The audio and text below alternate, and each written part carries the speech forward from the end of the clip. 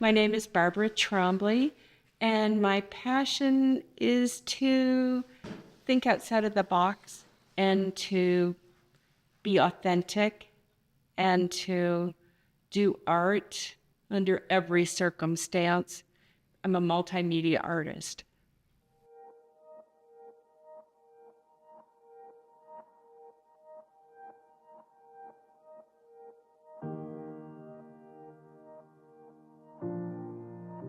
Hi, my name is Zenka Caro. I'm founder of LightNet, and my passion and purpose is to make the impossible possible. I am here today with Barbara Trombley, who runs artglitter.com, and the headquarters happens to be here near Sedona in this gigantic shop. And I was blown away. It has over 1,200 types of glitter. Plus, did I mention she develops her own adhesive that she sells all over the world to people that are in love with doing crafts, businesses who want to bring glitter and joy into their lives. It is really incredible how far she's taken this, where she started, the ups and downs of her journey, which I know you will find incredible. Barbara is a true inspiration, and I've told her story over and over again as one of the most precious stories we have in the Purpose Lab that continues to inspire me every day. My mother was a florist, and my father was a creative engineer in Detroit. And I had glass glitter from her. She gave me her extra glass glitter from the 50s and 40s and things like that.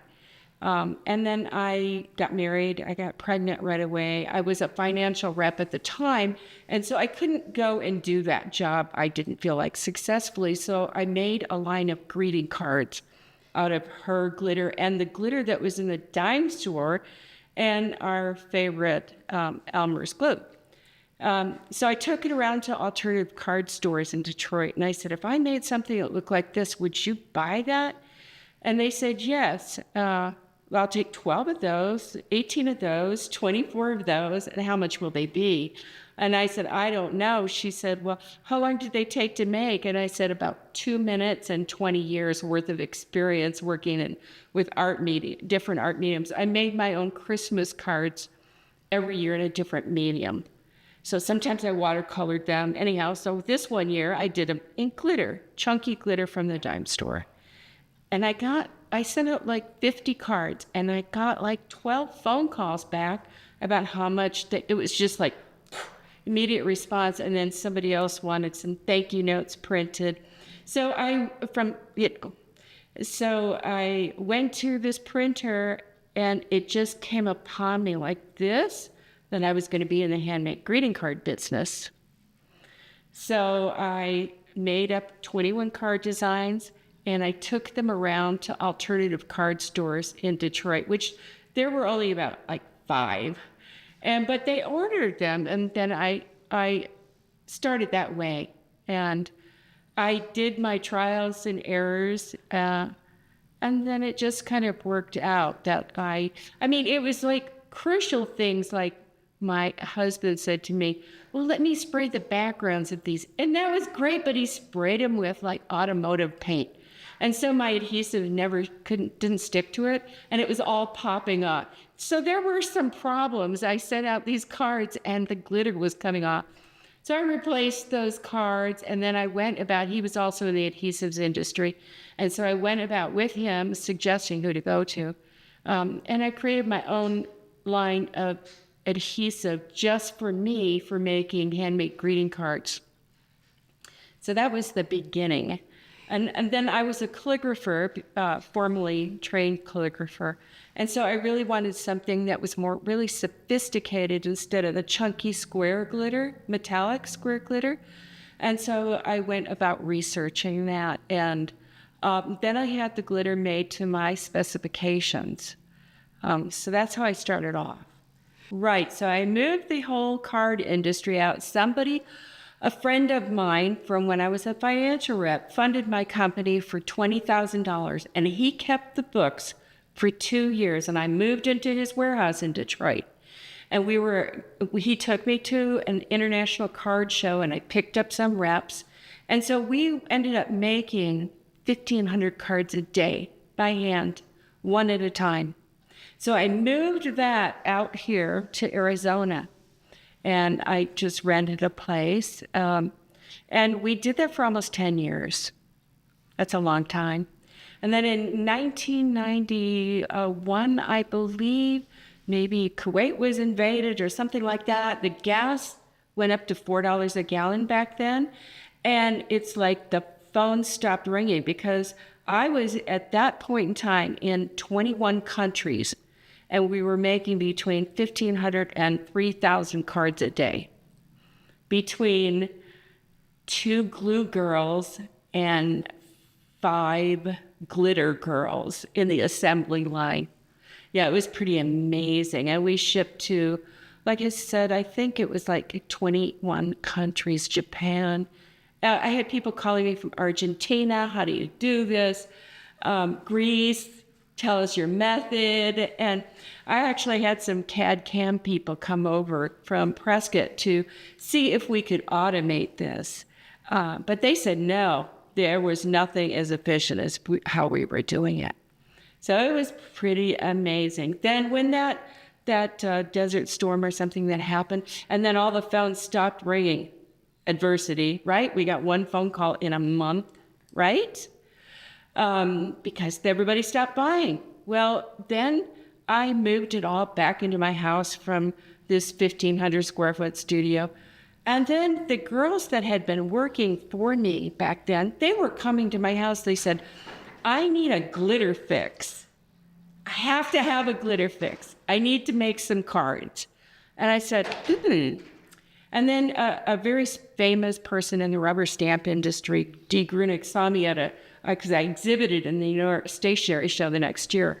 And she said, this would be fabulous for art rubber stamping. And I said, what's that? I didn't even know what that was. So there was art rubber stamping, then there was embossing, and then there was art glitter. And so I was like the next big product, about the third or fourth product in the art rubber stamping industry. And I went to a trade show, and I took my 12-year-old daughter with me, and I said, okay, we're going to take some products. And I have some of my original product pieces here you'll be able to see.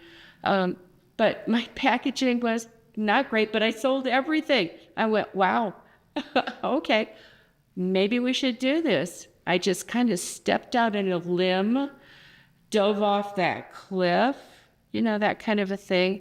And it worked out. It was my passion, my love for color, my love for, I don't know, that beauty that happens when that glitter is, because it's dynamic and it just does something inside your brain. I think it's wonderful. It makes you happy. I was all about taking it from a craft product to an art level product, medium for people to use. And I think I have accomplished that, definitely. I have a color bananan, and my daughter's name was Shannon. I used to call her Shannon Bananan. So I named it that color, just things like that. Just what inspiration comes to me that syncs feeling and visual and emotion all at the same time. Yeah, that feels like that color. So that's how I named them. Most all of them are named by me. Yeah.